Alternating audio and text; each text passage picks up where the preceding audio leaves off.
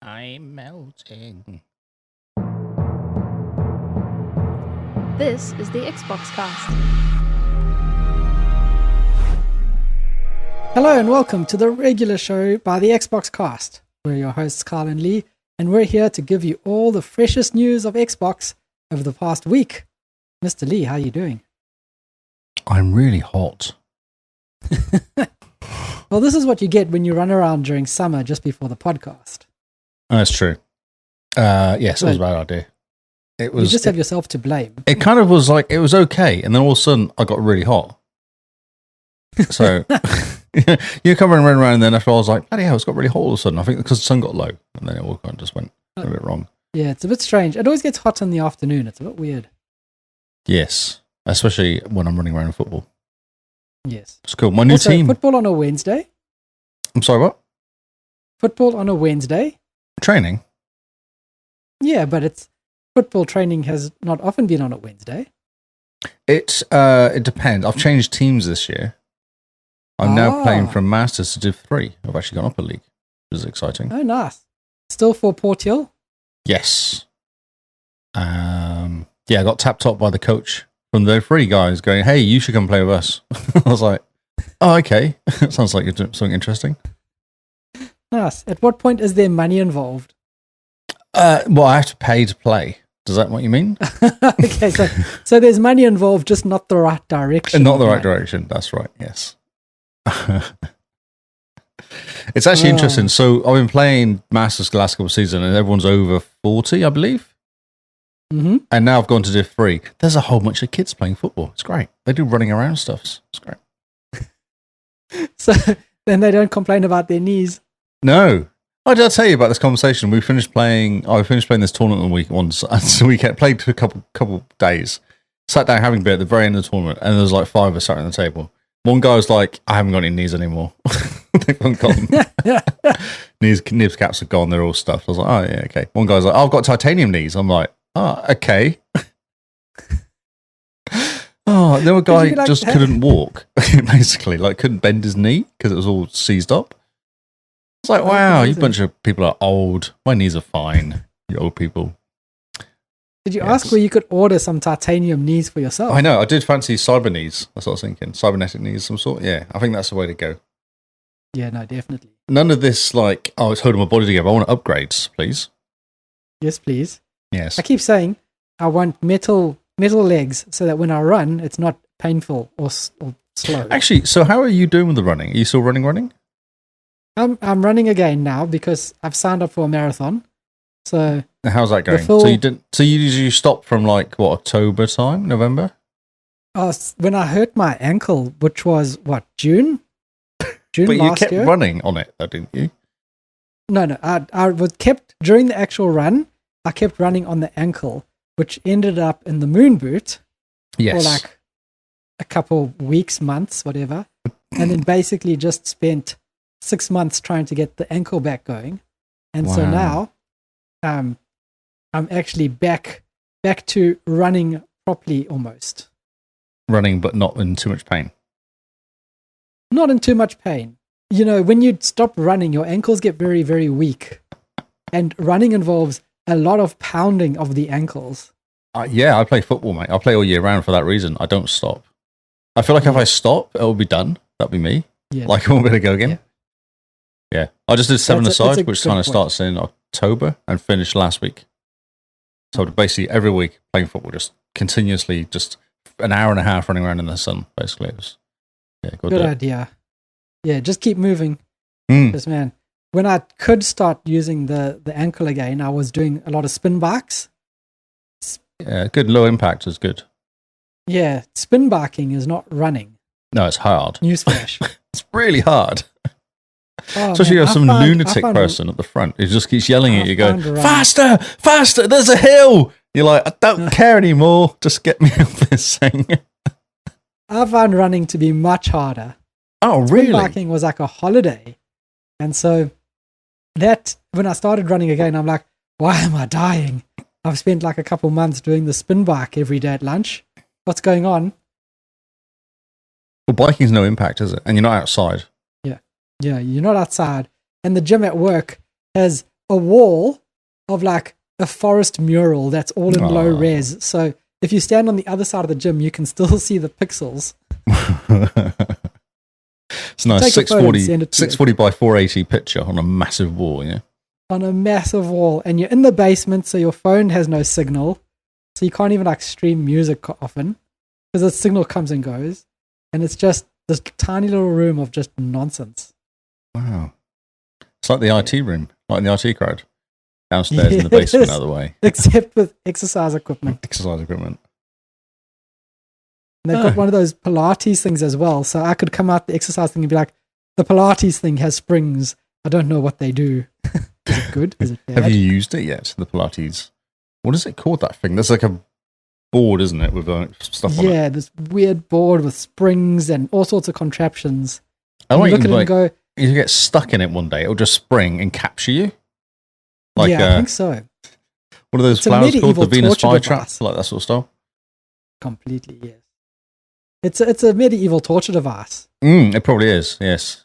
They're like, no, go down to the gym, it's fine. It's in the dungeon. Okay. There's no internet. Okay. Yeah. It's fine. Why did the door just lock? Use the Pilates machine. You'll be fine. You'll be fine. You know? They're softening you up. They get down here. They're getting your sole sense of security down there. Then all of a sudden, they all appear and they go, you should go on there, shouldn't you? It's really good. It's not peer pressure. It's your turn. Yes, right. Yes. Excellent. Take pictures. I will. So yeah, I'm back to running. And I had a really good run yesterday. But man, there's something about running that just knocks me out. And I just want to sleep for 9 hours. Old age. I have to wake up every morning at 5 to go to gym. So 9 hours never happen. Old age. You hit 40 now, mate, bro. It's all downhill from 40. Yeah, I've basically been told it takes 3 times as long to recover and 4 times as long to build any muscle or do anything. So just go slow is the advice. Yes. I'm making 50 this year, which is funny. Wow, word. That's excellent. We need to come across for your party. What are you doing for your 50th? Oh, no plans at all. I mean, it is like 12 months away. Exactly, yes. 10 months away. 10 months away. 10 months. Yep, make some plans. Let's come over. We'll have a party. I don't really do birthdays. It's 28th of December. No one's around. Everyone's busy. So it doesn't really work out. Okay, well, challenge accepted. Everyone who's listening to the podcast, we need to descend on Napier around the 28th of December so that Lee is forced to have a 50th party. And we can be like, it's your birthday, so you're the one behind the barbecue for the whole night. Yeah, that's right. That has happened before, yes. And we'll all enjoy your They'll just turn up with drinks. sausages. Can you cook some sausages? Oh, yeah, sure, I'll do this for you. And then, 4 hours later... Oh, man. The Aussies here have no idea how to barbecue. So I was invited to this one guy's birthday, and he lived in an apartment, and the barbecue was on the roof of this 28th story building, which was the shortest building in the midst of buildings. So it had quite a cool view. But eventually, seeing him and his dad struggle behind the barbecue, I was like, move over. I'll barbecue for your party. You go enjoy it. And he was like, oh, so grateful. Thanks. And everyone's like, man, the barbecue was really good. And I'm just like, yep. It's fine. You're welcome. After I saw them struggle trying to cook a sausage. I've got a mate saying Mark's exactly the same. Cannot use barbecue. The amount of times I've been to his place, invited to a party. I'm like, bro, just don't. He does it on purpose, I'm sure. I'm sure. It's like the people that pack the dishwasher wrong. Oh, yes. You're just doing that on purpose. Yep. You know how it works. Yep. There you go. How can we get someone else to do it? Says no. That's exactly what they're thinking. Yes. They did do it on purpose. That's exactly it. Yes. So podcast. Take over. So yeah, we'll come over and we'll drink your drinks and eat your meat, and then you just sit behind the barbecue and be ignored all night unless someone says, good hot dog, Lee. That's right. Oh, do you want a hot dog? That's what. Oh, have you eaten yet? Oh, no, I'm fine. I'm just... And then we can all leave your house at 2 a.m. in the morning. Yeah, I can clean up the mess. Yeah. That's amazing. And then we just need someone to find your place of work and just go unplug a server at 4 a.m. Oh, mate, we're all online. We don't do servers anymore. Come on. We're modern. Fine. Unplug the switch. Yeah.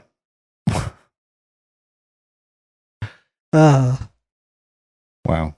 So, I'm going to change my birthday to another day, I think, and not tell any of you. Okay, so the 28th of June. I'm just winter barbecues are not great. That's a UK barbecue. It's funny, UK, my birthday was always in the middle of winter. So half time you're just like, it's just cold. It's just raining and cold. Let's just go to the pub, make it their problem. Have a beer, play some pool. Yep. Nice. That's a good idea. You should get a pool table for your birthday. Then we can all play pool while you barbecue. Man, I'm loving this idea. I even have a birthday present for you. You Excellent. do? Yeah, this is great. Yeah, it's going to be one of those. What crap do you have left over that you want to get rid of? What are you giving me? It'll say "Kiss the cook" on an apron. There we go, Lee. You're welcome. Wow. Wow. Okay. It's a good excuse to stand on this side of the barbecue so that you're looking over the barbecue so no one comes to just give you a pash. A pash? Yeah. What all the kids call it. Is that what the kids call it? Are you sure? Yeah. Are you sure? A pash? Okay. Yeah. Ask any Kiwi. It's called a pash. Okay. I'll fight out of touch. Right, we should do a podcast because I feel like you've derailed the podcast completely, even more than normal, I feel like. Perfect. Right, back on track. Have you played any games this week? More It Takes Two. Oh, and how's that? My word, Lee, this game is cool. There's a level where you're in a clock and the guy's power is like controlling time and the girl's power is doing like clones. So she can leave a clone somewhere and then teleport to that clone. Or something. So you, as the guy, like you fast forward and rewind time and then she has to go and like leave clones and she can teleport to her clones. So it's very, very cool. And you're in this giant clock and everything's so pretty because you've got this amazing, these cogs turning. And as you get closer, like cogs turn and then like stairs appear out of the cogs. It's so good. Awesome. It's such a good game. And then the book is so good. He just gyrates at you whenever he talks. You're obsessed with this book. The book is so funny. Apparently the book is voiced by the CEO of the company, and that's how he talks normally. Like, this is his normal way of talking, is him going, "You got to fix your relationship." And he gyrates. He's like, "Yeah, feel the heat, kisses, kissy, kissy, kisses." Wow. About HR really busy. It's so funny. Like, this game is fantastic. Like, apparently we're on chapter 4 out of 7, and I feel like we've been playing for ages. Like, the one thing about this game is each time they introduce a mechanic, you're just getting to enjoy it, and then it gets taken away and you get given a new one. There's so much game in It Takes Two that it could honestly be half as long, and it still would have gotten like 10 out of 10.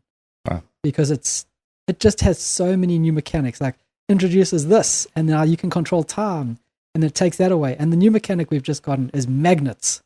So the girl has a blue magnet and I have a red magnet, the guy, and if there's an item of the same color, so like a red knob, the magnets propel, so same colors push away, opposite colors attract. So then you have to go through the levels looking for where's the blue and where's the green, or where's the blue and where's the red, sorry. And like you figure out, okay, this is a blue one. Simone has to do something to like push the blue thing away, and I have to do something to like pull the blue thing towards myself. Very cool. Are you following guides or anything, or just making up? It's not that difficult. No, that's not that difficult. I mean, it's got chapter select, and it shows you, so you get achievements for the mini games, which is lots of fun. And the mini games, it shows you in the chapter how many mini games you have and how much you've missed, and it also keeps score of who won each mini game. So there's one where you jump on these like cannons, and you have to shoot these almost like plunger things at targets, and then the targets, when they get hit, they go along a rail and they head towards the other person's base. And the other person has to shoot the target so it flips and then goes towards your base. And there's about 4 rails. So you're aiming and you're shooting, aiming and shooting, and you're basically trying to confuse the other person. And as soon as the target gets to their base, it's 1 point to you, and then the target resets from the middle. Mm-hmm. And it keeps track of who's won and how many shots you did and all these cool stats. It is heaps of fun. Like, It Takes Two is really, really good. At this stage, it's probably going to be my game of the year. Wow, okay. That's pretty early on. You started playing it at the beginning of the year as well, didn't you? Yeah. We decided we wanted to play something because Simone's Game Pass expired and we didn't want to pay for core. So that means... Can you please share your home, make her Xbox your home Xbox and do it that way? It works with the games. It doesn't work with online play. What? Yes. So this is what we found. If I made her Xbox my home Xbox to share my Game Pass subscription, she can access the Game Pass games, play the Game Pass games. That's all good. But as soon as we try to play a game together using Xbox Live, nope, it tells her she does not have core. She does not have Xbox Game Pass. It does not work. Oh, but okay. if she plays online when I'm not online, it works. So that's how they get you. Because it used to work that if you stay logged in, then you can't do it because it will kick the person out. So you've got to use the other profile. They used to do that back in the day. Yeah, okay. But now you can be logged into all the devices because of cloud gaming. But yeah, this is how they get you. So yeah, Game Pass sharing, you get the games, you get the benefits, whatever, but the actual Xbox Live part of it does not work. So we can't play No Man's Sky, we can't play Dying Light, can't play like all the other multiplayer games we had on the go. So yeah, we decided to jump into It Takes Two because it's split screen on one console, and I'm glad we did. Interesting. And then, we just thought, if we want to play online for a month or something, we'll just, pay for core for a month for her.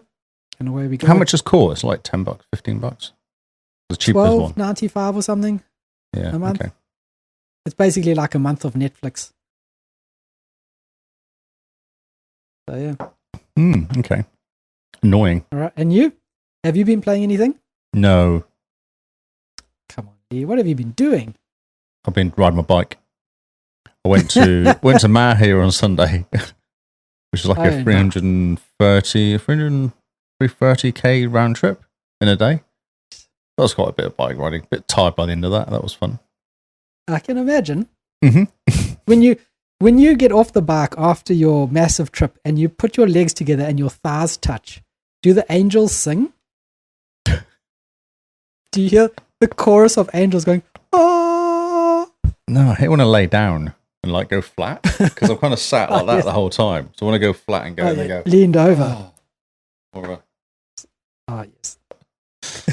Yes, no angels. No angels. But that was what I did on Saturday. And then on back. Friday, we had Friday off, I went to YMAS for the day on the bikes. Nice. I wondered why you were so quiet on Discord. Yeah, and then Saturday I did housey stuff and finished painting a bathroom. Something else on Saturday. So no. How did you get roped into painting a bathroom? Oh, it just happens. I actually don't mind painting. I kind of find quite chill painting. Do you not like painting? Have you ever decorated a house, room, car, I've hung cardboard pictures. box? I've hung pictures, but painting. I've got negative connotations with painting because when in South Africa, when I was helping my mom around the house doing home renovations, everything is wood. So you don't paint, you sand, and you sand, and you sand, and then you varnish, and then you wait for it to dry, and then you sand the varnish a little bit, then you varnish again, and then you sand that varnish, then you... It's called prep. So prep is always 90% of the job. Oh, word. It's never any less. It's always 90% because it's just, you have to make it look right before you put anything on it because if you don't, then it looks poo. Yeah, it looks... I can understand that. But if I never see another sander again in my life, I would have seen too many sanders. I did some hand sanding of some paint, some bits of wood, but other than that, it was just slapping paint on. Nice. Cleaning walls, fixing the wallpapery colour? stuff, making it all look clean, tidy. Bit of pasting of holes and slap paint on. Yeah, that was all right. What colour? Did you go anything other than white? No, actually went dark. It was in the bathroom. And we went like this kind of earthy colour. Went dark in the bathroom. Yes. Looks really cool. Looks really nice. Oh, nice. Send pictures of your handiwork. I'm keen to see them. Okay, cool. I will do. And then you can get all the tradies in the Discord criticizing you. Yeah, that's right. Yeah. You missed this. Oh, look at that. You clearly didn't mix the paint the right way because look at those lumps. The lumps. I assume that's why you need to mix paint, is because it gets lumpy.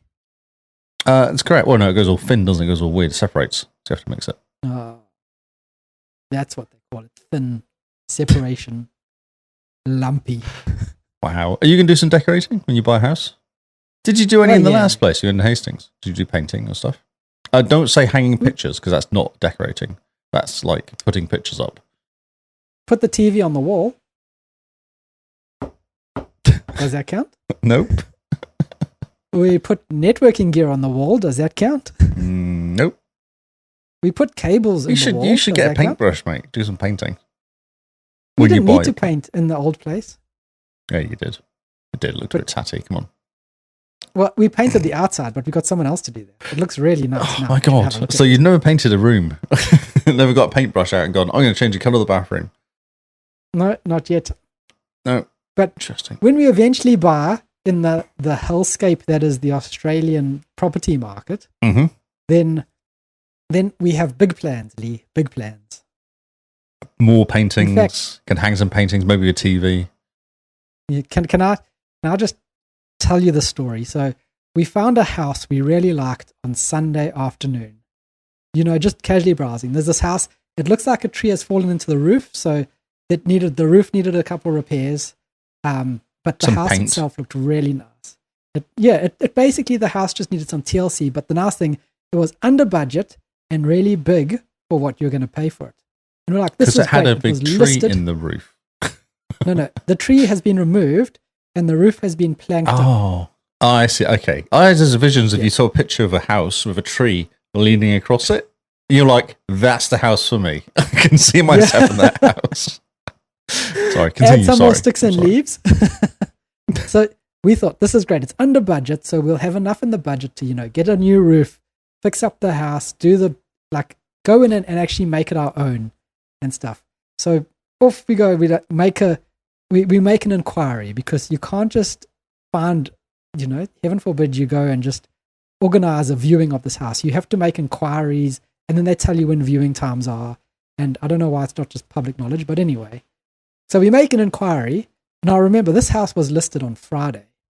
We made an inquiry on Sunday afternoon, say about 4 or 5 p.m. to say, hey, can we come look at the house this week sometime? And get an email back saying, the house offers close on the house on Sunday. Better pull your finger out then. No. The Sunday we made the inquiry. Yeah, it was already closed. Yeah, offers closed. And you go, but you just listed it on Friday and you didn't have any public viewings. Is that not sketchy? Doesn't that mean like the real estate agent has basically been like, this is perfect, I'm going to buy it? They have mates. They have people on the list they call before the thing even goes to market, don't they? So why do they need to list it? You need to get on the list. Maybe so they can still charge the same amount of commission for doing all the work. Probably. But actually not doing anything. Yeah, it's so annoying. It's shocking. I've tried to make friends with a couple agents. There's been one guy who's been really nice to talk to, but my word, the rest are just used car salesmen, Lee. Mm-hmm. Like, you go see a house, and when we were looking seriously, I went to see a couple houses, and the agent would be like, do you want to make an offer? It's like, no. This, I'm not, the pictures make it look like something it's not. I'm not interested anymore. And then they'll call you Monday morning and be like, hey, so we just received 2 offers for this house over the weekend. Are you keen? I was like, no, I told you when I left the place, this is not what I'm looking for. The pictures made it look like something different. I told you when I saw you, this is what I'm looking for. And I gave you the list of basically, this is the house that it needs to meet this criteria. And he goes, okay, fine. Then I get a call on Tuesday morning. We've got another offer on the house. Are you interested? I'm like, oh my word, you're not do you listen to anything I say? No. And then the fourth time they call me on Wednesday afternoon, I just hang up. And then I'd get a voicemail going like, Carl, the offers, we got so many offers and they're closing tonight. If you want to make an offer, do it quick. And we've got a lot of good offers, so put your best foot forward. Like, I've told you 6 times, not interested in this house. Like, as in, it's a complete no, not even a maybe, as in no. But you might have changed your mind, though. You might have slept on it and decided actually it was the place for you. Like, literally, I listed, okay, in the listing it says 3 bedrooms, but for some reason it counts this little nook above the stairs as a bedroom. But it's not. It's just like an open plan thing. So, no, it's 2 bedrooms with like a space above the stairs. So, no, this immediately takes it off the list. I'm looking for a 3 bedroom, not a 2 bedroom. And they go, oh, yeah. And then but the house, Lee, it's got offers on it. Do you want to make an offer? Don't care. Like I said, no, leave me alone. Oh, so yes. I know one guy so far who I told him I'll give him a call when we start needing to be serious again. Because I was just like, this is, after Australia did that stupid move with the 5% deposit, it was just, I told him, look, we're bowing out because it's going to get crazy in the couple months. We'll come back when the dust has settled and the rates have risen again, and people realize that borrowing $950,000 on a $50,000 deposit is not a good idea. Mm-hmm. Yeah, that's a lot of mortgage to look after, yeah. Yes. And now the rates have risen. So now I'm going to go talk to them and be like, hey, so all those people that can't make mortgage repayments, they're going to be selling soon. Mm-hmm. Keep me in the loop. This is what I'm looking for. Yeah. But yeah, I could rant forever about that. That was the stupidest thing any government has ever done, I think. Here's crazy because you had 0 deposit ones here for a while, I think. They had they borrow, what percentage of your mortgage is like 3 or 4 times, 5 times your earnings or something they'll lend you? Jeez. Yeah, it was nuts. Man, I just want the market in New Zealand to bounce back a bit so I can sell that Miani Road house and bring all that money across. And then put it on my head. Just wear it and swim in it. Make an Australian dollar hat. Yes. Right, we should do a podcast. Indeed. Continue podcast news and stuff. You've played no games. I've played a great game. We've ranted about the housing market. Right. Which is unexpected for us. We don't normally rant about housing markets. No. But we're getting old. You're 50. I'm 40. Now we need to talk about mortgage and subprime lending rates and credit scores and knees. Knees. Your ankles. My ankles, your knees. My knees are fine. That's the thing is I'm actually okay, which is surprising. I'm just hot. I'm very impressed. Very impressed that your knees are fine. Sames. Charts? Yes, the chart. Oh no, the charts are bad. Yes, so, the charts are bad. It's exactly the same as last week from 1 to 13. Brilliant. Wow, this is actually one of the worst weeks ever. Nothing's really moved as well. Yes. Things have gone up 1 place, down 2 places. It's all terrible. Helldivers stuck where it sits. The new entry? Oh, new entry, Like a Dragon, Pirate Yakuza in Hawaii, which came to Game Pass. The new entry at 31. That's the biggest change to the charts. Are you looking at the same chart I am? Yeah, the one for 9th of February. Ah. I clicked the link you put in the notes. The First Descendant Xbox Play Anywhere. Is that not what it is? No. You've put the one about Highguard. Oh, that's last week's. You've got the wrong link. Yes, that is last week. You've got the wrong link. Thanks, Lee. Somehow you've got the wrong link. I don't know how, though, because it says... Yeah, no, somehow Palpatine returned. No, but it's just you. Maybe your thing's not updated. Maybe it's not updated. I don't know. The link is correct. I'll put it in twice now. It looks exactly the same. Sounds like a you problem. Hold on. I was looking at the wrong section. Oh, were you? Never mind. Interesting. Moving on. So, yeah, that was completely Lee's fault. Yes, that's right. On to the next one. Now I see what you're talking about. It's the most non-charts ever. Yes. Yes, it is.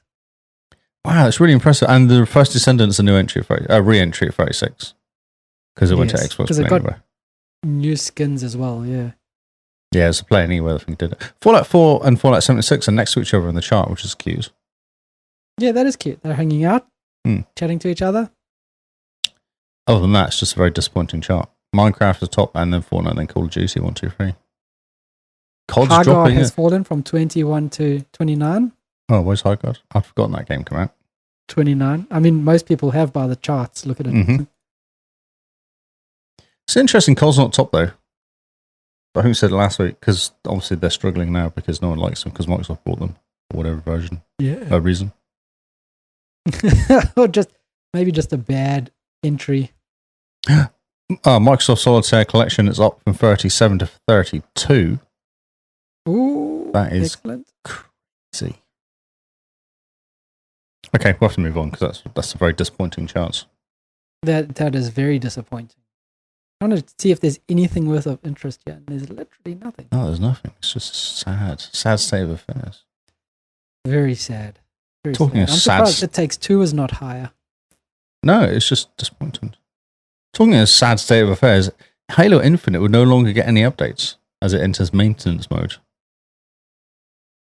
Yes. So we have a bunch of news stories from like the last month as well, left over from last week. Didn't get a chance to go through them all. Yeah, so this is going to be like a catch-up, basically. Yeah, this is actually November 8th, weirdly enough, but I don't remember. We didn't talk about it at the time. No, we didn't. So much for Halo Infinite having a 10-year lifespan, eh? I suppose its lifespan isn't infinite. But wait a minute.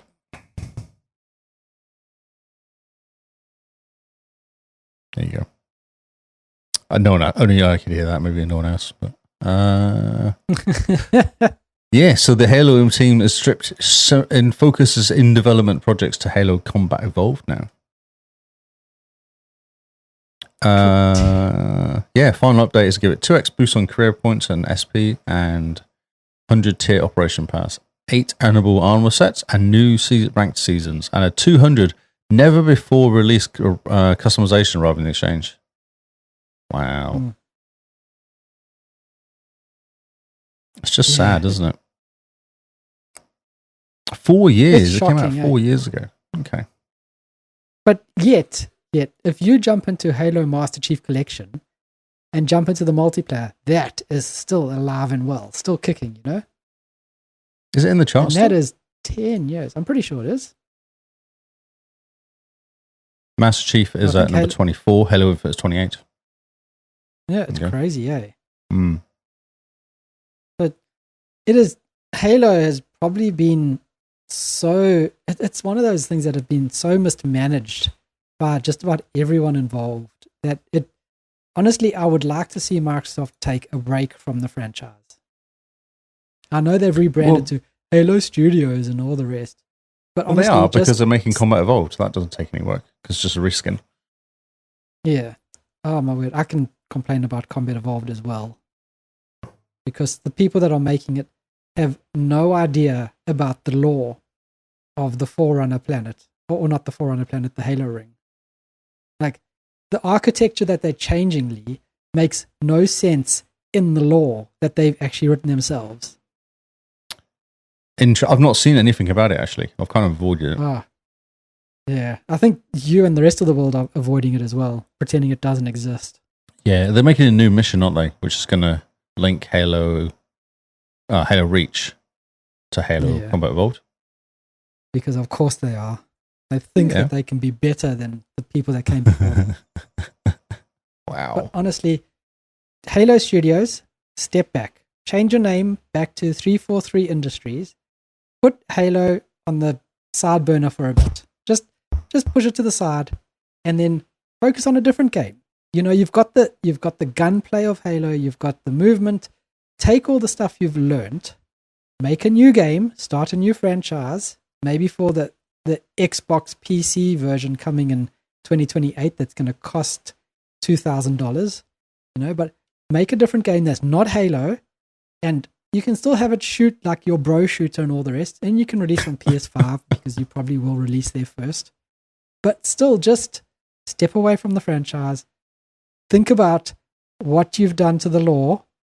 Hire someone who's so into the Halo lore that they like can talk.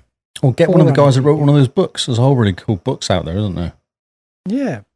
Get them all into a room, feed them pizza, don't let them leave until they've come up with the next 10-year story arc of Halo. Mm-hmm. Because honestly, it is shocking to think that this was one of Microsoft's prized IP that they stole from Apple. You know, they stole it from the claws of Apple and basically have just crap all over it. They've Microsoft it all over it. Shocking. It's everything coming out of Microsoft these days is just bad. Have you noticed? Like Windows, Server, Halo, everything is just shocking. Do you know why? AI. They're getting AI to write the code. Although, to make the decisions. So Satya has employed, what does he call himself? An engineering... Someone to check the engineering stuff's working okay. Just employ somebody. Which is kind of interesting. After they've just gone and did AI everywhere, now they're going, oh, we should get somebody to check this stuff. Yes. Isn't that what you hire engineers for? Well, who's checking the AI? The engineers checking the AI. Like, because they're not writing any code anymore, are they? No. Yeah. I don't know. What do you think? What do you think about Halo, Lee? Because, I mean, it used to be really cool. Halo was the reason to buy an Xbox. I bought an Xbox because of Halo. 2001, I purchased an Xbox, Halo Xbox. So I've had this game for decades. I think it's like everything else on Xbox. You're right. It's everything. Any other game, though, isn't it? It's any sort of franchise. It just seems to go too far or too long or something. They don't know how to reinvent themselves. Because not very many of them do a good job at actually going and going, oh, okay, let's reset. The biggest thing they should have done was go away from Master Chief and do something else, like they did with Halo ODVC. That was awesome. Yeah. Put Master Chief on ice for a bit. You've got all those books around the Halo universe. Explore more about like Noble Team 6 before Reach. Mm-hmm. Go back there. You've got a wealth of information that you could play a wealth of different Spartans. Come up. I mean, I know they tried to make Locke the new Master Chief, but he fell flat in number 5. But you can't have a new Master Chief because Master Chief is Master Chief. Yeah, but move away from that. I know what you're saying, but you can't replace like a main character with another main character. It doesn't really work. You can kind of create a new, not on the same timeline. You have to go away completely. No, exactly, yeah. That's why either go back into the past or go into the future. Like do what Foundation does. You know, each book is like a jump of like 200 years into the future. Yes, thousands of years, isn't it? It's an insane amount of time in front. Yeah, it's huge. And then you can basically be like, here's a little prelogue of what happened, and here's how this is why you're doing what you're doing now. So pull a Foundation, jump into the future, a couple 100,000 years. You know, what does it look like? And then as a little Easter egg, you can come across the grave of Master Chief or something. What a fitting end to launch your new, your new franchise with. You could be like, pay homage to what has come out before, but also so it's interesting. Different. I feel like Forza Horizon 6 is going to work because they've gone back to the beginning and gone, right, you're nobody. And you actually have to qualify and get, and I think that's really cool. That's a much better way of doing it. Because the last couple have been, oh, you're a star, welcome here. Oh, here's all the races. You know, there's no your Lamborghini. Yeah, here's your map. Here's your Mac. Garbage everywhere. There's no kind of real achievement because you get the games. Like the races are already there. There's no real sense of achievement for unlocking stuff. I think that's why Need for Speed Underground worked so well. You know, Underground and Most Wanted, that era, because you start off as no one, and you have to. Here's your crappy car. Go win a race with it. Prove you can race, and then you slowly. Well, First Horizon was the same, wasn't it? Like you were just a nobody, and you got to start getting mentioned on the radio about some up and comer guy that no one knows who he is coming winning all these races. You're like, that's me. I'm famous. People are talking about me, and it's kind of cool because you get, there's like a outside people talking about you. It's really fun. Yeah, and that's you want to play a game where you start at the bottom and work your way up. Because but that's why Halo, the first Halo, is cool, because you start off as like no idea what's happening, and you're this one guy on his own, like a one machine basically on your own, doing your own thing, trying to save everybody, and it's kind of cool. That's what's good about it. Not Halo 5, where there's like 8 of you in this Delta Squad group doing stuff, and it's all just kind of weird and doesn't make any sense. Halo Reach works because you're a junior, aren't you? You're like a newbie, and you're being shown the ropes, and you're kind of learning as you're going along, and it's kind of interesting in that respect. You kind of find about Master Chief, what do they call themselves? Spartans, but you don't know anything really about them, and then that sort of Reach is good because it introduces you to who they are and how they work and stuff. That's why Reach works. Yeah, and OWBC again. You're a kid, aren't you? You're a recruit. Yeah, just a recruit that's just there to kind of save the world. Yeah, doing all these different little kind of cool little stories because you go and meet this guy here and you find out how he managed to get his. Was it a sniper rifle hanging from the lamppost or something? And it does a shot of that, and then you go into that flashback and do that little mission. Really clever. Yeah, no, that's what they should be doing. You know, something along those lines. But can't be that difficult to make a good story. Don't be afraid to take a leap like a couple 100 years into the future. And just, that's a great way to kind of leave Master Chief alone. But it's the same thing with Gears. They're having to go back to prequel Gears because, you know, they got themselves into a corner with Gears 5 that just, with characters no one wanted. They want open world. Gears is not an open world game. It's not. And Gears 3 ends really well. So, you know, you kind of need to, the people that wrote Gears 4, I know they're giving a hard task, but they could have done a lot better with what they were given. Mm-hmm. And then we probably wouldn't have had the atrocity that is Gears 5. But the first mission was awesome. Like, the first section was awesome. It was fantastic. And then that's what was the problem with it. I played that. I was like, this is amazing. This is a great. Because I've not really played Gears that much, but I really enjoyed the first bit of Gears. Oh man, yeah, that was first mission in Gears 5 is probably the best Gears they've ever made. Mm-hmm. It sucked me in. I was fully like, yeah, this is amazing. Then I got to that stupid frozen lake, and then it just with falls Idiot off Boy. completely. Idiot Boy. What was his name? Who kept dying all the time. Yeah. Oh man. Yeah, we could rant forever. So, yeah, listener, we'd like to know what you think. What do you think about the Halo? Like, is it good that Halo Infinite's going away? Is it disappointing? Do you think combat... Will you pay for Ultimate to play it when it comes out? It's a question. What, Combat Evolved or whatever they're calling it? Yeah. It's not going to come to Premium. It's going to come straight to Ultimate, isn't it, for 12 months or however long they do it. No. Well, by the time it comes out, they'll probably be like, it's only coming to Game Pass in 12 months' time. Yeah, well, yeah, it'll come on to Ultimate though, won't it? It's always going to come to Ultimate. No, I don't. I think Microsoft's walking back. Oh, really? Day one, those big day one releases. Yeah, I don't know. I get the feeling.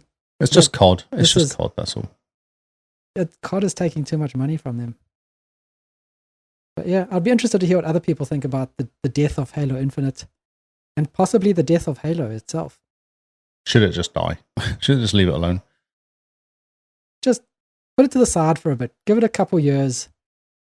Find someone who's passionate about it, doesn't want to inject their real world politics into it, and basically go from there.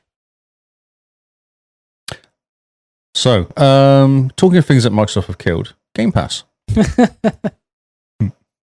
So I got this article here. It's from TrueAchievements. It's just talking about how the Premium is going to get a bunch of games in 2026. Premium is the one down from Ultimate, which is the one I'm paying for. I don't pay for Ultimate because it's a ripoff. Mm-hmm. So they're going to get this interest. So they're going to get Avowed, which has come out now, isn't it? Yeah. On Game Pass Premium. South of Midnight, Elder Scrolls Oblivion Remastered, Doom of Dark Ages, THPS 7 is on there as well for July. Then Heretic Hexen, August. Gears Reloaded is on August 26th. So that's not actually on Premium. I didn't realize that. Keeper, which I've just completed. I'm quite confused by Keeper, because I've just played that game. I don't really understand how I've played that game now. Yeah, interesting. Ninja Gaiden 4, unless this has changed, because this is like mid-December or something, so unless it's changed. Mm-hmm. And Outworlds 2 is October 26th. Cool. Yeah, I just thought it was interesting. This is because a lot of these games obviously came out last year. South Midnight must have come out. Was that in 12 months? Trying to work out the days.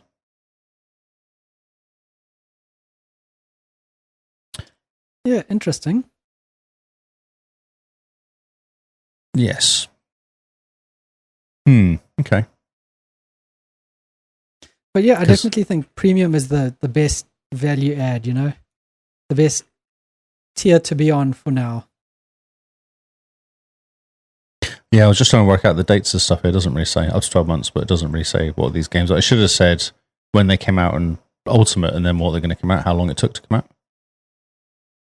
Like Indiana Jones come out in there. It's actually come out in December 25 to premium, but when did it actually come out? 11 months. One was 11 months. Okay. So it is worth waiting because we're not that much of desperation to play these games, are we? The backlog is huge. Yes. If Game Pass were to go away tomorrow, I still probably wouldn't finish every game in my library. You know? I've got a couple. This is interesting because it's still ongoing, but it's Netflix and Warner Brothers stuff going on. Do we care? Because I feel like this is actually changing quite a lot. Because what's happening now is that Discovery, who is it? Paramount is going to buy them. Maybe they've come in with an offer. Yeah, Paramount has come in with an offer, but then the last thing I read was that Netflix suddenly upped their offer to the point where they were blocking Paramount from buying Warner it was the other way Brothers. around. No, it's the other way around. Paramount lifted their offer up. But then there's Oracle in there as well wanting to buy it. Or is that Paramount? It's gone crazy. Yeah, there's a whole bunch of people looking at buying it. It's not the first time Warner Brothers has been owned by random people, though. I was listening to someone talking about they were owned by, who was it? AOL owned them for a bit, I think it was. Or Yahoo. Maybe it was Yahoo owned them for a while. Some random, in the 80s, they were owned by an oil company. So it's not unusual for Warner Bros. To be sold and bought and sold and stuff. My word. What a weird company. Yeah, for sure. Yeah. Okay, well. Yeah, it's interesting. Netflix wants to buy Warner Brothers, but then the next story is Netflix considers Warner Brothers games to be worthless. I know, that's why. Yeah, I chucked them together. Yeah. Which was fantastic. It's not just. Is that going to work? Oh, yeah, it's going to work. Yeah, the entire game division for Hogwarts and Arkham franchise, it wasn't even factored in the price of Netflix spec. So what they're saying is they don't even care. They were like, no, we're just talking about the movies or the IP, I guess. Yeah. The movies. And they're like, what? The game company comes with it? Really? Yeah, It didn't even factor in the $83 billion deal. Apparently considered added nothing to the company's overall value because it's relatively minor compared to the grand scheme of things. Do they not realize that games outsell movies? So they never actually looked at this stuff? I don't know. Does Netflix have a boomer CEO or something? Oh, no idea who Netflix is. No. Yeah, Hogwarts Legacy was the best-selling game in 2023. More popular than Call of Duty, sold 34 million copies. That's a few pennies, isn't it? Yeah. That's like billions of dollars. Billions of dollars in revenue, yeah. And they're building number 2 now, aren't they? Yeah.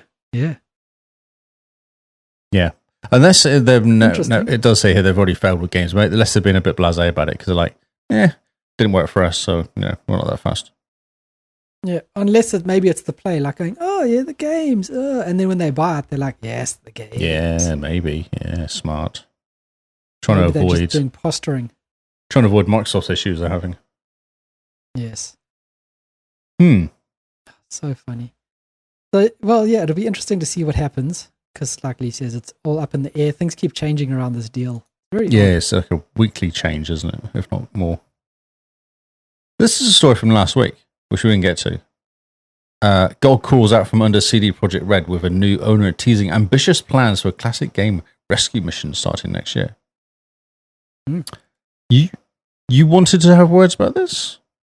Yes. This is very interesting. So, for those that don't know, GOG, Good Old Games, they're the storefront of CD Projekt Red. CD Projekt Red made it themselves to distribute their games back in the day because they didn't want to pay Steam any money, and they also believed that the games you buy, you should own. So what they did is they made good old games where they got retro games that had fallen out of licenses and all the rest.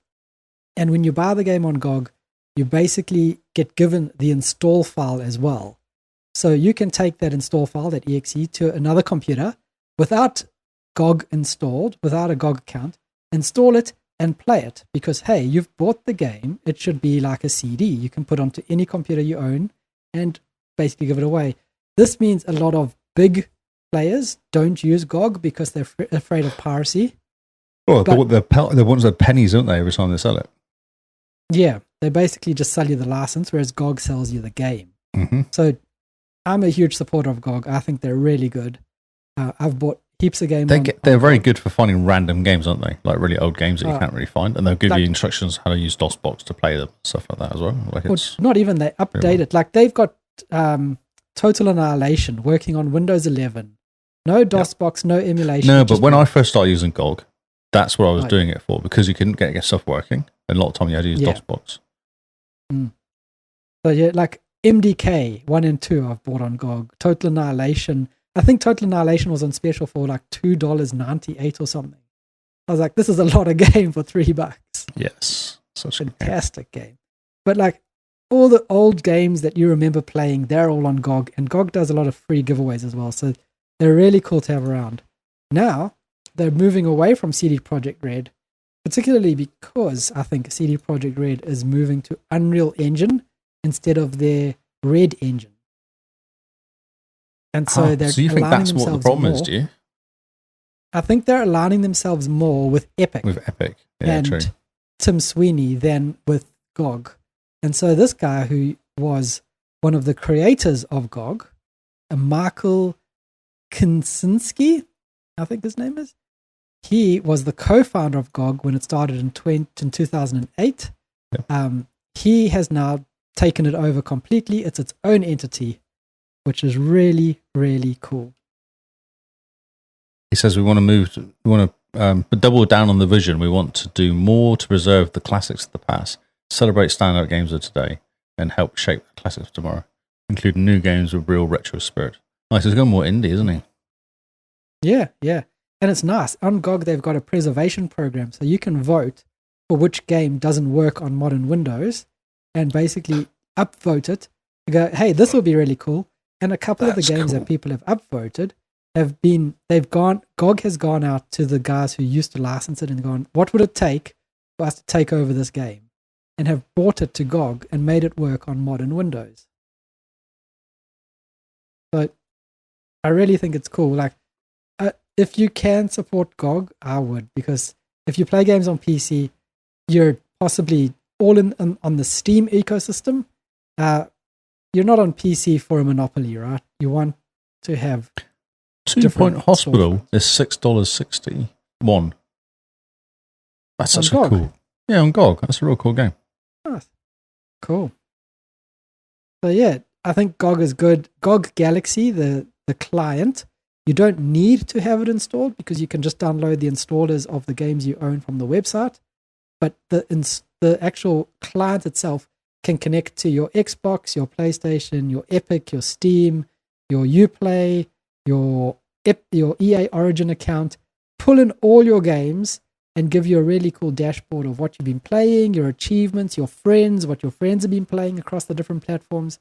It really is what the Xbox app on PC should be in terms of correlating your entire gaming social network under one roof. They've got a big sale on it. Alan Wake is $1.79 Aussie. Jeez. Sleeping Dogs, which is quite cool. It's $4. Fantastic. Yeah, that's really big sales on. Okay. Yeah. I haven't looked on it for ages. GOG, really good. Like, if you're a PC gamer, step away from Steam for 2 seconds to check out GOG, and you'll be impressed. I've been really impressed with them, and I think that the trifecta of PC storefronts should be, your either Steam or Xbox, and then GOG and Epic.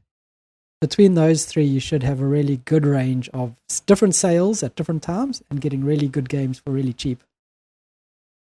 Yeah, they're going through the list. Dino Crisis bundle. That's a classic game. Man, I mean, I can't gush more about GOG. I think they're very cool. Yeah, there's a whole bunch of stuff. There's a whole page for that preservation stuff that you're talking about as well. Yeah, it's great. And the more people that use it means the more new games will end up coming to GOG. And when they announced it, they did the Alone in the Dark trilogy, the original, Alone in the Dark 1, 2, and 3, for free. You could just claim it and add it to your library. Yep. But I'm busy looking now, and they got some really good sales. Yeah, insane. Control Ultimate Edition, $3.97. Yeah. What is that? That's crazy. They've got Myst. Oh, man. Now what's happened? Did you see GTA? The original GTA came out. Someone's actually made it. Yeah. They've souped it up. How It was cool is so. that? I fired it up today. It's so good, the old GTA. And it starts off exactly how you remember. Like you stood there looking at a car, and I was like, I don't remember the controls. It's like I was so confused. Oh, fantastic. But then it didn't take long because one of the guys in work was watching me, and it didn't take long for me to get back into steering the car because the screen doesn't change. Like you drive around, the screen stays exactly the same. It doesn't twist with you. You've got to kind of steer that way. You've actually got to mess with your brain. But yeah, it didn't take long for me to fly around in a car for a while just to relearn my brain again. Yep. No, it's so good. Like I really, really love the old GTA. The games are so cheap, aren't they? Like they're ridiculously Ultimate Origins, Dragon Age Ultimate Edition, Dragon Age Ultimate Edition Origins. What is it? Dragon Age Origins Ultimate Edition, $15. Total War, $8. Tomb Raider Game of the Year Edition, $5, $4.50. Jeez. Empire Earth 2, $7. Like it's insane. Man. And like, look for like an old game that you might have enjoyed a while ago. Ultimate Underworld 2. I played this game to death when it came out. Look at it. It's a thing of beauty. Man. Prince of Persia, $3. The original? No, this is that remake, that cel shaded one. Oh, yeah. Okay. My word. All games in the series, if you already own a game from the series, you won't be added to your cart. $11 for every single Prince of Persia game. This is so cool. I like GOG. I really do. So we're excited for the future of GOG. Yes, the GOG is going to be, I hope, really good. Like, they really should push a lot into GOG. And please, guys, if you do game on PC, look at GOG, support them. They're very cool. Okay, onwards to more modern games. This is random, this place. All Keys Shop. Oh, the story's disappeared. Oh, that's just a link to the All Keys Shop. Oh, there is a... Okay, wait a minute. Get the actual link to the story, because that was just a random... There we go. Diablo 4, Lord of Hatred expansion's coming out very soon. Ooh, you've pre-ordered this, eh? No, I haven't yet, actually. Oh, no one plays it anymore. No one's playing it. I just stopped. I was playing on my own. It was boring, so I stopped playing. Fair enough. April 28th, it comes out, the latest version. So this is bringing in Paladin, which people are excited, and Warlock as well. Warlock. I feel like you would play Warlock. Yeah, I love Warlock. Yes. Oh, what does the Warlock do? Ooh, what does the Warlock do? I was like, yes, well, I mean, does he do curses? I like curses. He introduces demonic pacts and sinister brand of red magic. What he introduces. Ooh. Imagine standing in the middle of a screen clearing an explosion, not because you prayed for it, but because you traded a piece of your soul to the greater evil. Yeah, it sounds like you. So you traded your soul for evil to fight evil? Yes. Yeah, but greater evil is different to evil. Like there's different evil, isn't there? Greater evil, Yeah. They're happy for you to take out evil because they're greater evil. Oh, yes. Yes? No. That's pretty funny. Yes. Yeah, so bold modernization of a dark mage archetype that pulls game away from the safe tropes and back into gritty experimental territories where Diablo thrives. Does sound quite fun. But then you get the paladin, which is the opposite, isn't it? Yeah. So it's quite smart. Shining light. The shining light, yeah. The holy light. So it's quite smart doing that, having the opposites. Very cool. Yeah, very cool. Yeah. And now, today, or tomorrow actually, they're having a 30th anniversary live stream. So there'll be more information probably coming out next week about what's happening in the expansion. And there's also currently this week, there's like 100% experience bonuses and stuff bonuses happening if you play. You know, the what do they call it? The things that you hit that give you bonuses. It might give you a shield, it might give you this weird fire or something like that. But you hit those and they give you bonus to XP as well. Interesting. On the official Diablo 4 site, they still don't tell you what the second class is. They just say Paladin, and the other one says coming soon. Ah, okay. So maybe someone leaked about the Warlock.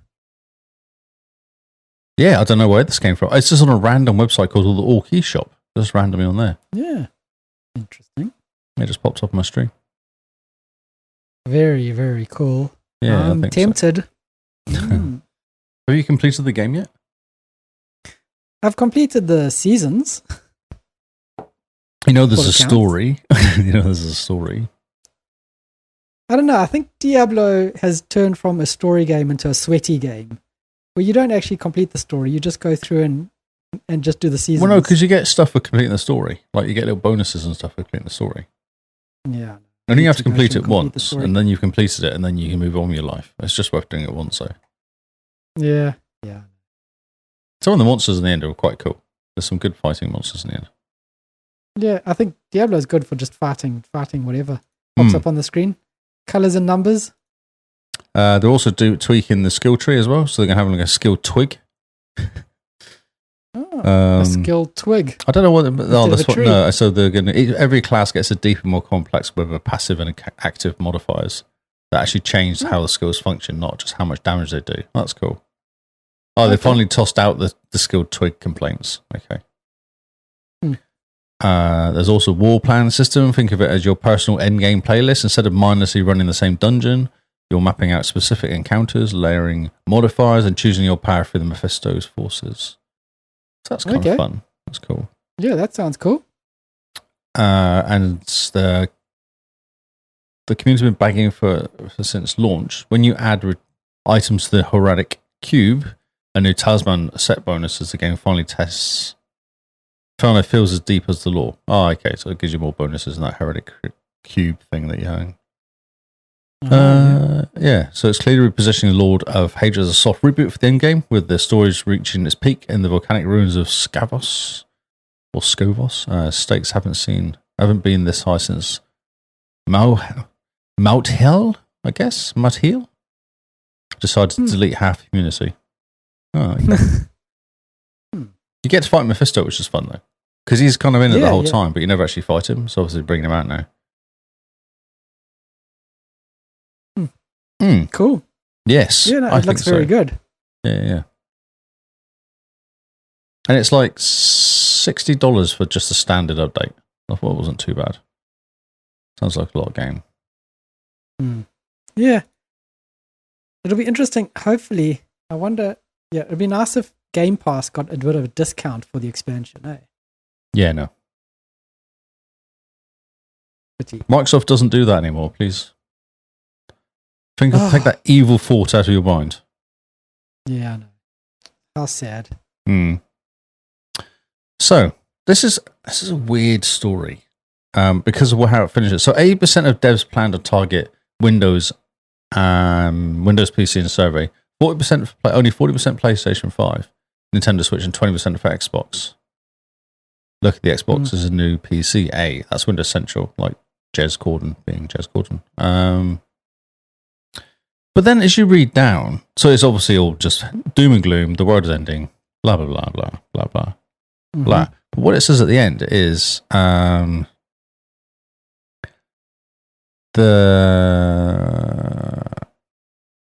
basically got the same. Where does it say it? Oh, that's really annoying. I can't find it now. I was reading it through, and at the very end, it actually says they're basically the same. PlayStation and Xbox have basically got the same. On that point, browsing the full survey itself, you agree to buy the chart. You show the developers actually engage platforms in real world. The Xbox is neck and neck with PlayStation in reality. At the very least, you're building a PlayStation game and porting it to Xbox isn't exactly a huge leap, given the similar specs. So this whole article was very negative, and then there's an update at the end which actually says, "Oh, we're about the same, really." Yeah. Yep. So I was very disappointed with myself for reading the whole article, going, "Oh, right, okay, blah blah," and then at the end I went like, "Huh." So yeah, 83% is PC, 47% Xbox, and 40% PlayStation, and 40% Xbox. What is another thing that's interesting is that was it handhelds popped up in here? So the Switch 2 is 21%. Xbox One is still 23%, the same as Android, and the same as iOS. Even though how long ago did that come out? The Xbox One, 12 years. Yep. Steam is not much ahead of the Xbox One, but quite a bit. It's like half almost behind PlayStation and Xbox. Yeah. Steam Deck at 28. Yeah, I mean, developing for Steam Deck is a bit hard, I reckon. Yeah, specifically for Steam Deck. Well, it's making your PC game work on Linux, isn't it? Yeah. Well, not necessarily Linux, because they got the Proton engine. Oh, the Proton. Yeah, but the Proton engine, it does not every game works. It still has to be. Yeah. There's a little bit of has to be made for it a little bit. And you're also having to build like for a low powered device. So you're having to put extra settings in so that it can be locked at say 30 FPS at like low graphics and all the rest. But interesting out of all this, which is fine, the ROG Xbox Allies on this list at 5%.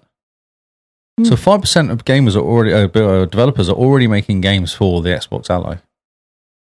It's been out that long. Yeah, and 5% is above tabletop and things like Roblox and medium Netflix. Yeah. And other PC handhelds is only 2%, whereas the Xbox Ally is actually on its own in 5%. Yeah, interesting. I wonder if it's easy to just flick a switch for a PC game to make it an Xbox Ally game to just say, make it a little bit low graphics, low powered. Well, PCs are in the way. That's how PCs work, though, isn't it? It kind of has all those settings built into them most of the time. Yep, you have the settings and you basically just say high, medium, low. You want to see far, near, all the rest. Yeah, so I thought that was quite interesting. I was like, oh, yeah, very interesting. It's not as bad as everyone makes out because it's actually the same. Yeah. And I reckon people building PC games are looking at porting games to console anyway. Yeah, well, why wouldn't they? There's still what 100 million PlayStations and 30 or 40 million Xboxes out there. It's still worth doing. Yeah. And console players buy games more than PC, don't they? Yes. Yeah. Yep. And I think the user to dollar spend ratio is the highest on Xbox. Ah. Yeah. Interesting. Xbox game. PlayStation guys. I'm sorry. Even PlayStation guys don't buy games because they're going through a thing where Astrobot, one of the biggest PlayStation exclusive launches, sold 2.3 million copies in its lifetime on an install base of like 100 million PS5s. That's 3%. Yeah, but Helldivers is the same. As soon as it came out on Xbox, it destroyed all the records, didn't it? Just went crazy. Yeah. Well outsold the PlayStation. And Xbox, Xbox gamers are used to spending more money on Xbox, judging by the stats that we get given. Which is interesting, yeah. Yeah, for sure. I'll be quick. I feel like the energy's dying here slowly. Xbox gamers may now soon get access to play a Switch emulator. Hey, that's pretty cool. Yeah, I thought so. It's just Ryu Jinx is coming onto Series X. It's So as follows successful emulator ports on Xbox, Central now turns to the Nintendo Switch. Railjinx winning a poll among Xbox emulation community. So I thought they blocked all these, but I think they can't because it's a UWP emulator.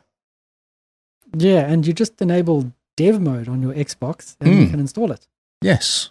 So it's possible to block it. Yeah, through Xbox Download you can emulate. You can already do Nintendo GameCube, Nintendo Wii, PlayStation 1 and PSP.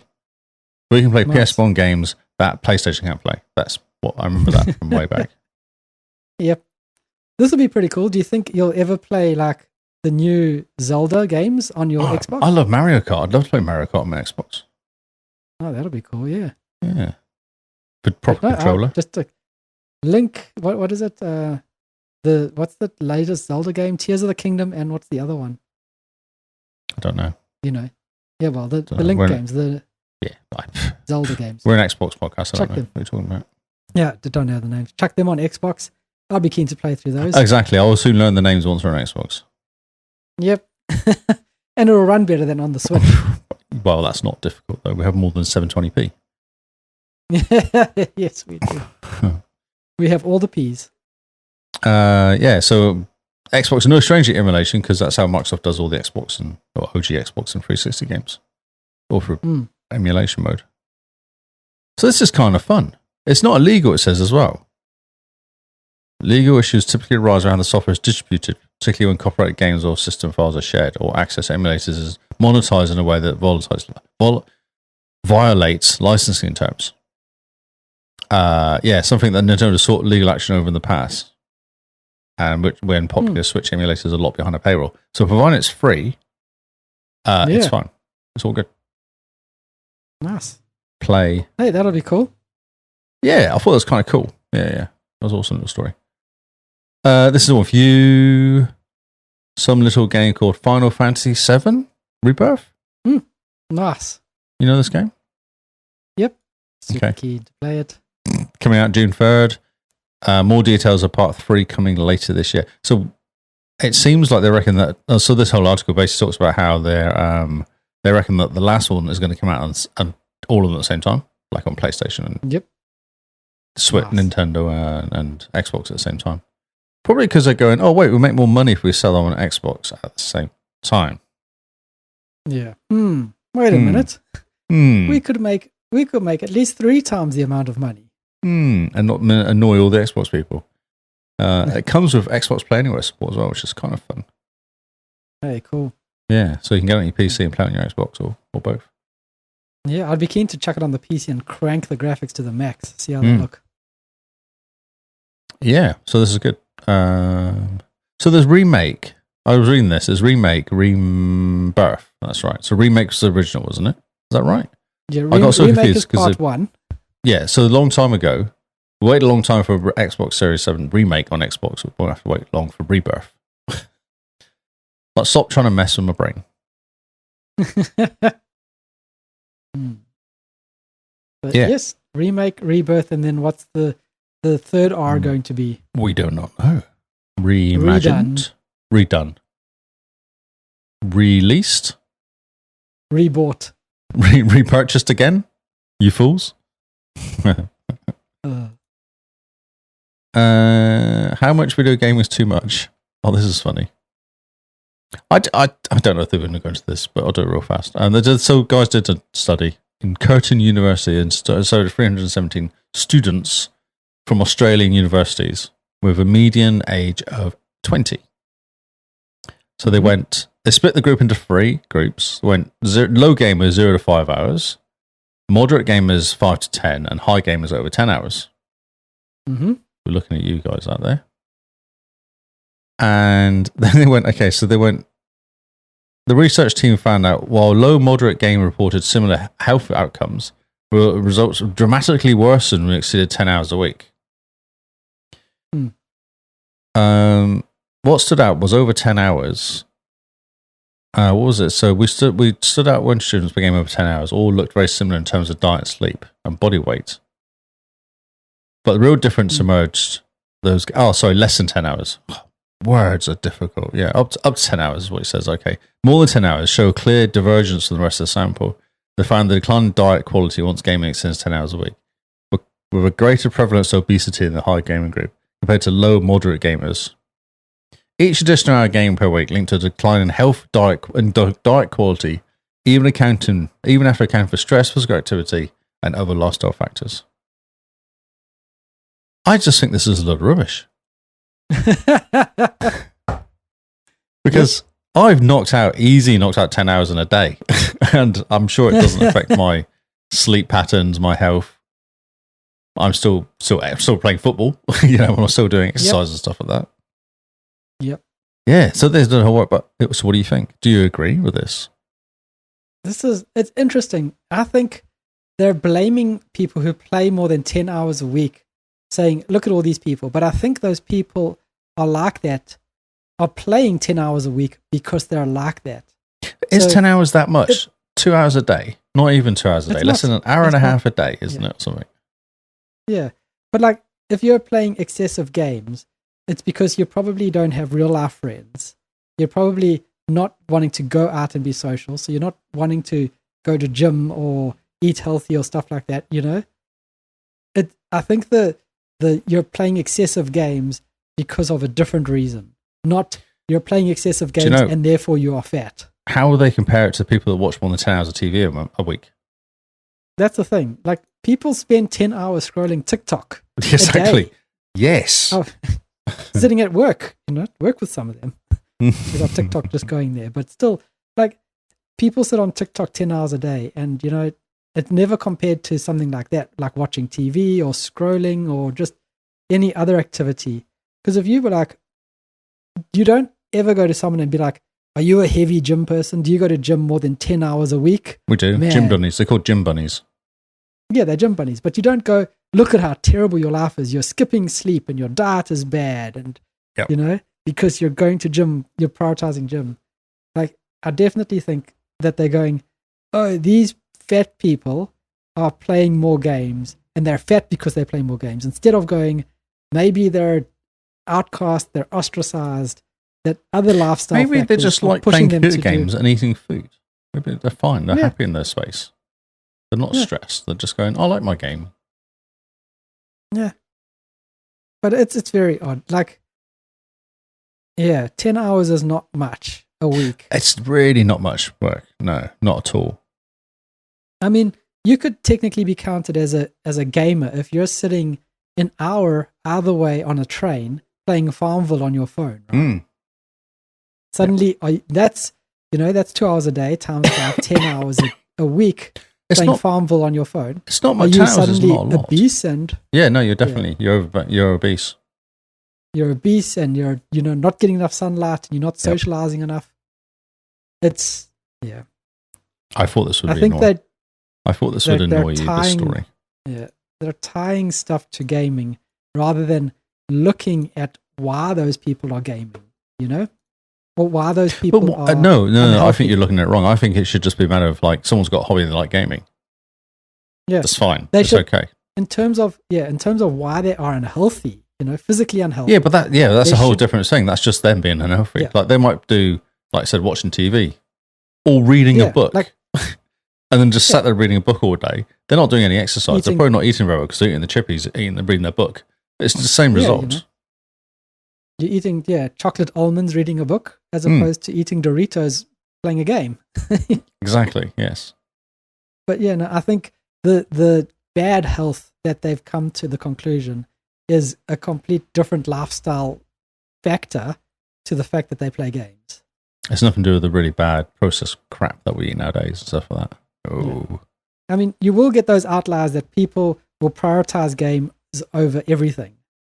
Yeah. And, that's addictive personality. You get people that prioritize lots of things over being healthy or being, I'm prioritizing riding a bike over everything currently. I mean, yeah. So eventually your spine is going to curve and you're not going to be able to stand. That's right. One day I won't be able to ride, so I might make most of it so I can't walk or ride. So, yeah. But still, people prioritize different things. Do you know, I nearly got killed today on my bike because I was on the roundabout looking at this person indicating to turn off the roundabout. They are sat on a junction. They were indicating to turn off. I pulled out. They didn't turn off. They just kept indicating and driving at me. I was like, what the? Yep. Swearing under helmet as I just went, oh, more power then. Just went, oh. Luckily, my bike's new and it can actually go fast because I was like, oh, you get run over by some idiot who doesn't know how to use an indicator on a roundabout. Yep. Oh, brilliant. Yeah. Yes. Oh, well. Oh, well. And yeah. Like, I like how they say, contact us at 9news.com.au. And they don't have any comments and they turn their comments off on Twitter. Yep. Because all the gamers are on there going, F word, F word, F word. Yep. Right, let's finish this off. We've been here for a while now. Okay. I feel like we've been here for a while. This is the final stories. Final stories. It's only an hour and 25. Feels like it's been a... I think I'm tired. You have been running around. Oh, what? You have been running around beforehand. Yeah, I know. That's what I just thought to myself. I'm pretty tired. 10 games coming to Xbox Game Pass, including 3 major additions. This is February 5th to 17th. Hopefully this isn't stepping your toes too much. I was about to say, I hope you don't step on my toes. Maybe, if you're lucky. Madden NFL 26 coming to Ultimate PC. Paw Patrol Rescue Wheels Championship coming to Ultimate Premium PC. All these come to Ultimate only. Relooted. Relooted. Oh, not Relooted. Relooted? Okay. Blaze Blue. Atrophy Effect X. Sounds like a classic. Roadside Research. Star Sand Island. High and Life 2, which is a classic. That'll be a good one. It comes out in like 6 months or something. This is coming to premium as Alt Kingdom Come Deliverance. And Avatar Frontiers of Pandora is coming to Ultimate. And then Avowed is coming to premium, which is good because I can finish it now. Nice. I hit a snag with that game. I could not play it because I did not have it anymore, but it's coming back. So that's good. So this is interesting because there's all these games are Ultimate here. There's like 10 games here that are, 8 of these games are coming to Ultimate only. Yep. Interesting. I wonder if they'll do very well. Looking at the chart, I wonder if they'll come. So Kingdom or High and Life, I wonder if it charts very well next week. Yeah, it'll be interesting to see. Because if it was on premium, like on the old Ultimate, it would probably chart really high, but maybe it won't do so much now. Yeah. I don't know. It's weird because you kind of got, because I think you did it. Didn't you like get all the cheap Ultimates and like have like 18 months worth of Ultimates lined up? Yeah. My Ultimate expires in August or October. Yeah, so I refuse to do that on principle. I did this a couple of years ago. Because this is my 3rd year that I'm in that's ending now. Yeah, they've broken the system now as well. You can't really do it that well. Yeah, it's annoying. So I just didn't. And I'm like, but they're encouraging because everyone's like, oh, let's buy as much Ultimate as possible. But it just fuzzies the numbers, doesn't it? It doesn't actually prove that Microsoft are going, oh, it's fine. We've sold loads of Ultimate still. It's great. Yeah. But they haven't. I reckon... like, but I reckon in like a year to 2 years' time, 24 months, you're going to see the drop-off of people that had stacked Ultimate falling off. And then Microsoft's going to be like, oh, wait, maybe we did jump the gun here. Yeah. Yeah, I think that's exactly what's going to happen. Yeah, exactly. And, by that time, Sarah will be in charge and we won't have Xbox anymore. Oh, my God. Yes. We'll have PlayStation, Xbox. Now you made me sad. Don't be sad. You look at all the games you're going to be playing soon. Paw Patrol. No. Oh, no, I am because it's on premium. Oh, that's lucky. I feel like I've played this game, though. Or seen it. I feel like Paw Patrol Rescue Wheels has already been up once. It probably has. Or don't all the Paw Patrols look the same? I don't know. I've never played Paw Patrol, if I'm honest. But I thought they had a racing car, Paw Patrol racing car game, like a kart game come out. Don't know. Oh, here we go. Pictures of, it looks very annoying. Way too shiny and happy. Get that out of my life. Yeah, it's definitely a kart game, isn't it? You're not even showing the watches. Oh, yeah, that's bad. Yeah, you're just staring at a screen going, that's just way too muttering happy to myself about how bad it looks. But yeah. You can have the floor now. I'm done. I'm done with my... Okay. We've caught up with the news for the last time. Fantastic. All right, new games coming out this week. I've chosen for Lee. We've got a good week ahead of us. We've got a fantastic week of games coming out this week. Do you know I have control here? I can just take the floor off you. No. I think you'll be very impressed. We're starting off at rock bottom, so we can only get better. Right. So new games coming out this week. These are games that we've chosen. It's not the full list. If you want the full list, Google it, find it on True Achievements or Xbox Wire. These are games that stood out to us because we're cool. When you say us, you mean you. So I mean me, yes. Yeah. But starting off on the bottom, at the bottom of the barrel, coming out this week is Relooted. This game is a heist game, but not just any heist. You play Africans from different countries in Africa going into museums to steal your old relics back to take home to your home country. Okay. Yes. So they call it Liberate African Artifacts from Western Museums. Are there any South Africans in this or just other Africans? Other Africans from what I can tell. So yes, you're going into museums to steal stuff to take back to Africa. 70 different heist missions. And this game debuted today with a super high 45 people on Steam. All-time peak playing this game. That's cute. Maybe it's a slow burner. It's coming to Game Pass, so I'll be interested to see where it lands up in the charts. But I was reading the comments on True Achievements beforehand. This game is like the wokest of the woke. So we start at the bottom of the barrel. Is it a Microsoft product? No. Oh no, it sounds like a South African company. What was that? Nyamakop, I guess. Nyamakop. Nyamakop.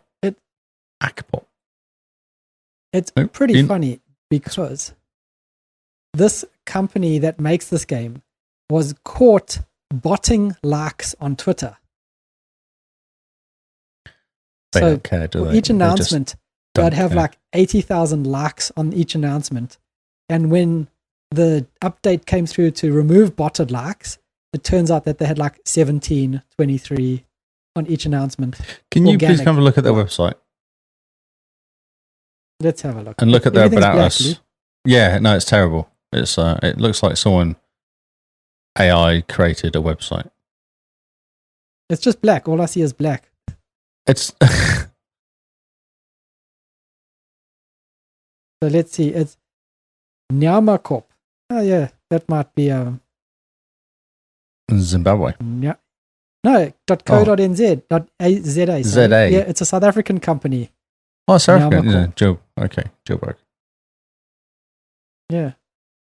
Go to their About. It's amazing. About Us. Let's have a look. About our team. Johannesburg, South Africa-based game studio that creates original independent PC. It's the lack of anything on the page. It's weird. Yeah, no, I'm seeing this. You need to sort out your streaming because on the stream it's just black.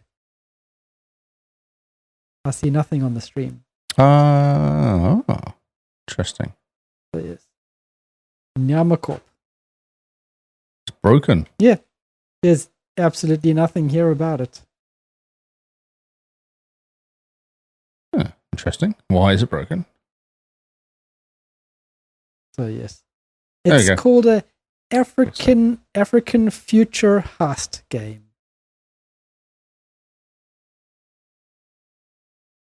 So wow. Yes.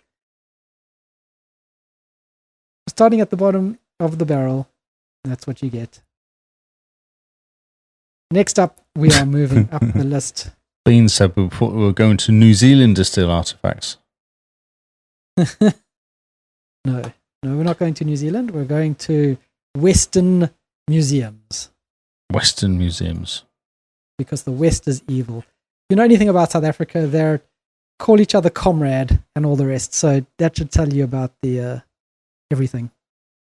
Next up is Yakuza Kiwami 3 and Dark Tars. You continue the story of Kusama Karu as he fights to protect those he cares about in the most extreme remake of Yakuza 3 that involves every aspect of the beloved game. There's a lot more to it, but by now you should know what you're getting. Yeah, so this game didn't do well at all, did it? No, the reviews weren't very good for it. Yeah, on the fantasy league thing we do, it's surprisingly low. Yeah, a bit sad. Still, it looks pretty cool. It's a Yakuza style game, so you know what you're getting. That's what it says on the tin. Okay, you don't seem that impressed with it. I mean, to me, there's so many of them now that they're all just one big conglomerate.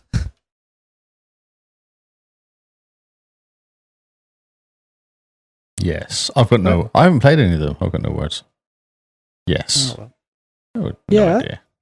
Is another game that Lee stepped on my toes with. I'd just give everyone a heads up. It was like a preview. That's okay. This one is Blaze Blue Entropy Effect X. Also Ultimate only as well. Yes. It's got Xbox Play Anywhere though, which is quite cool. This is a roguelite action game set in the Blaze Blue universe, featuring striking 2D visuals, stylish fast-paced combat, and precise responsive controls. Actually, it's quite cool. It looks very cool, like very, very colorful. Like Ori almost, but very farty. Is that the Joker on number 12? I'm having a look. Have you noticed that it takes forever for the screenshots to load now on the new Xbox website? Microsoft are using AI for everything, so they've broken everything. I mean, AI can code HTML, but not very well. It can't load pictures. It's like dial-up days are back. That's what it feels like. It's crazy. They've just sorted out video, and now they're broken the pictures. There's actually only 4 pictures, but they've repeated the same 4 pictures. So yes, again and again. Oh my god! Which What is is Microsoft? Microsoft! What are you doing? You're such a disappointment. Anyway, the last picture is kind of cool because it looks like the Joker guy. Yeah, it does, doesn't it? Cool. Is this game for me? Yes, there's a game for Lee. This is Ride 6. It's a motorbike game. You ride around on a motorbike. But Lee, it isn't just about riding. It's about who you become on your bike. Wow. Look at those bikes. It's where passion turns into identity and every race becomes a statement. It looks very cool. Yeah, it does. Like very pretty. Casey Stoner. Wow. That's a name. So you collect and ride 250 plus bikes from various categories, including, and this will probably only make sense to Lee, baggers and enduro. What is a bagger? I don't know what a bagger is. I know what enduro is, but I don't know what a bagger is. Enduro is obvious. No idea. Enduro is obvious, but I don't know what a bagger is. What I'm thinking to myself is, I now know how to actually ride a motorbike. Would I be better at this game than I used to be? Because I played is it the MotoGP game or something that came out? And it was terrible. It was so difficult. Oh, I reckon you'd be very good at this now. But now I know how to actually ride a bike. I'm like, maybe I should play this. Actually see if I can put my practice into use. Yeah. There's 3 different editions to choose from. Normal, deluxe, or ultimate. Sure there is. What's free? None at the moment. It's kind of fun. A very pretty looking game, but I mean, it's hard to muck up a racing game, you know? Yeah, exactly. Yeah. Next up, and also coming to Game Pass, is Roadside Research. This game looks hilarious. Oh, this game's amazing. It's aliens, isn't it? Aliens running. Yeah, this is where you're the aliens with stickers on your face, trying to be human, and trying to run a convenience store. Yeah, you run a gas station. Yeah, up to 4-player co-op. You have to do human tasks to blend in, and it's your job to make sure the shelves have the correct items, refuel customers passing by, and provide food for travelers. But most importantly, you must conduct your research. This game is going to be fantastic. Grab 3 friends and it'll be hilarious. Yeah, exactly. Yeah, it's good that it's multiplayer. Yeah, definitely. It's dancing. Man. It's got such a good sense of humor as well. Yeah. Oh, he died. Yeah, it's on Ultimate again. It's on Ultimate only, so it'll be interesting to see how it does. Yeah, but it's still in game preview, which is interesting. So maybe when it comes out of game preview, it'll drop to premium. Premium, yeah.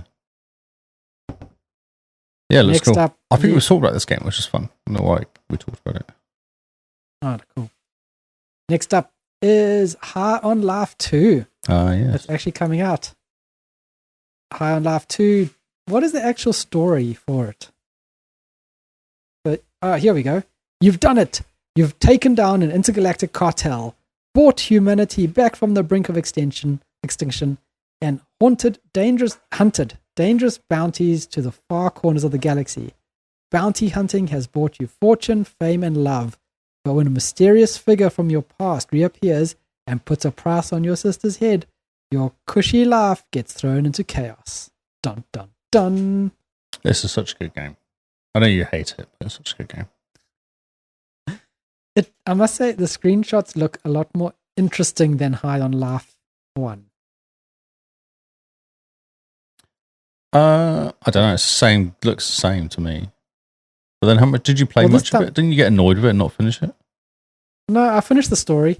I did. I finished High on Life story. There's a turtle. Yep. Well, there's no fire turtle beforehand. There is now. Yeah. You can skate now, which is quite cool. Yeah, the graphics are way better, don't they? Really look good looking game. They look very cool. Oh, there's two guns that have a heart between them. They're in love. Nice. There's a bow and arrow gun too. A bow and arrow gun. Well, it's a bow and arrow. Called a bow and animal, I guess. Oh, yeah. Yes. Hilarious. Yeah. So good. High on Life 2. Next up, third to last on our list is Reanimal. The original creators of Little Nightmares and Little Nightmares 2 have returned to take you on an even more terrifying journey than ever before. This is a co-op horror adventure game. You play as a brother and sister who go through hell to rescue their missing friends. Oh, THQ Nordic. Exploring by boat and on land, you must use your wits to survive, work together to escape the hellish island and the dark secret that haunts you. It looks very cool. And I mean, you know what we always say, the lighting makes a horror game? The lighting is really good. For sure. And the depth as well. It's a good depth. Oh, this is cool. It's like a platformer. Kind of platform. 3D platformer, I guess you call it. Yeah, I suppose if you played Little Nightmares, you know what you're in for. The lighting was always very good at Little Nightmares as well. It looks like they've got the lighting down pat here as well. Mm-hmm. Lots of water. Very cool. It looks really cool. Yeah, it really does. Does indeed. There you go. There's your next game after Takes Two. Oh, yeah? Nothing like a little bit of running away from monsters. A bit of a different vibe? Vibe, that's it. A different vibe. Looks awesome, though. It does indeed. Okay, we're getting there. Oh, yeah. You've already stepped up the spookiness, haven't you? Yeah, second to last on the list. You'd swear it's Halloween. The next game is Heart of the Forest. On an ill-fated hiking trip through the Black Forest, a mismatched group of students fall under the spell of a vengeful spirit trapped deep inside the woods. Now they must fight for their survival while trying to escape its corrupting influence. Haunted by fear, trauma, and secrets of the past. Yes. Each character is pushed to their breaking point. Their survival depends on your choices in this interactive psychological horror story by a trapped predator. FMV looks pretty cool. You know, I normally would have sworn off FMV games as kitschy, but Immortality really won me over, you know. That was really good. Yeah, for sure. But this is very cool. Kind of like Blair Witch feel, maybe. Oh, that's what I'm hoping it's not. Like, that movie annoyed me so much. It wasn't scary. That's why it annoyed me. It wasn't scary. It was just annoying. And Snotty Girl really, really annoyed me. Oh. Okay. Well, we'll see. Yeah, it looks quite cool.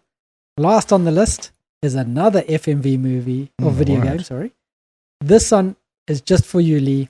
I saw it and I was like, this is perfect. This is exactly what Lee needs to start playing. Is it Korean again as well? Yes, it is. What does that say then? The first... It says, first emotionally anti-fraud FMV. This game is called Revenge on Gold Diggers. Brought to life by director Hu Yahi and a team of film industry veterans. In this entirely fictional story, step into the role of a hunter of hearts and infiltrate a shadowy organization deep in emotional deceit. The game features, Lee, 472 minutes of cinematic footage. It comes with both standard and master modes. One purchase gives you the full experience. You play as Wu Lulian, a man once shattered by betrayal, who deliberately turns himself into bait to strike back at a ruthless gold digger ring. Step into the murky depths of love and deceit, navigating a perilous game against dazzling women, each one a force to be reckoned with. This looks terrible, dude. Come on. This looks like a fantastic K-drama that you play through. Oh, yes. Action, fighting. Someone got punched in the ribs. Yep. Wow. Okay. Wow. So, yes. Wow. I saw this and I was like, perfect. Lee's going to love it. Yeah. The love dossier. It's more of a Scar for Life thing, isn't it? Wasn't he into this? I don't know. This is pretty cool. And it's only for like $15. So I reckon it could be quite fun. So it looks pretty cool. And 472 minutes. How long is that in hours? 1 hour 12. 472 minutes. Oh, well, it was nearly 8 hours or so? Ish. Jeez. Because 5 hours is 300 7. minutes, so. Yeah, 7.8 hours. There you go. Yeah. So you could probably play the game in a day if you There's wanted to. 38 endings. Wow. Nice. And that's it. Okay. That is you did our well. new games for this week. You did well. You've outdone yourself. You finished strong. Thank you. I think it was a very strong week. I just had to put Relooted in there because of how badly it's doing. Oh no, that's really funny, isn't it? It's shocking. So yes, fun times. Fun times. All right. Oh, should we go? Tired now. I think that's our show for this week, guys. Thank you guys for hanging out. Thanks for anyone who's watching the live stream or listening to the audio later. If you're waiting for the audio for episode 1, go into Discord and bug Lee and be like, Lee, where's the podcast? Oh yeah, we've actually got 2 episodes to release as well, or 3 now. Because we had our quick end of year one, didn't we? Yes, indeed. So Carl is so forgiving. Why are you not excited, Lee? Is what Dean says. Yes. I don't know what she's referring to, but no, yes, I have no idea. That is true. I know he is Why very forgiving, and excited? I'm never excited by games. Why Take are a you lot not to excite excited, me because most of them are rubbish. But sometimes you get good games. Well, then you get excited. But at the moment, I'm kind of like most of them are rubbish still. What if you got excited about every game and only disappointed in the rubbish games? I'll be disappointed mostly still. That's a problem. As we talked about Halo and Gears, you're like, oh, this is it. Oh, no, it's not. This is it. Oh, no, it's not. Yes. This is the one. Okay. Oh, well. Go. Excellent. Thank you guys for hanging out. If you wanted to find us, come jump onto Discord. How do you get onto Discord? You can click the link on our website, the xboxcast.co.nz. Or use our website. That's another option. Yes. Go onto our website, double click the link, or just click once. It'll take you to Discord. Although with Discord... Did you just say double click the link? Shh. You're moving on swiftly. With Discord and its age verification, we might need to have a new home. I know. I did. Very excited about that. Getting excited to put a picture of my dog on there or whatever the people were doing instead. Oh, that'll have to be a news story for next week. But yes. Thank you guys for hanging out. I think it's time for us to head off, Lee. Yes, I think we should get out of here before they find us. Indeed. So thank you guys for hanging out. We have been the Xbox Cast, and we will see you all on Xbox Live. Goodbye and good night. The Xbox Cast. The Xbox Cast. The Xbox Cast. When you ever never move, you'll love the new one. The Xbox Cast. The Xbox Cast. The Xbox Cast. That you ever knew the move, you'll love the new one. The Xbox Cast. Feel that feel of the new. The Xbox Cast. Feel the love, you love the new. The Xbox Cast.